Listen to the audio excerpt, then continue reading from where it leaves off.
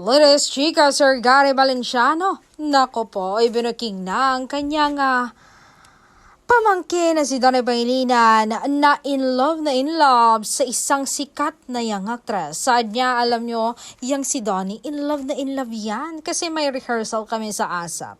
So busy ang lahat, kanya-kanyang practice. Nung dumating si Belle, biglang naglighten up ang kanyang mukha. Naging masigla yung kaninang Donnie na walang energy, tinatamad. Biglang energy. Tila uminom ng Enervon. Punong-puno na siya ng sigla. Doon ko nalaman na si Belle ang babaeng iniibig nga niya.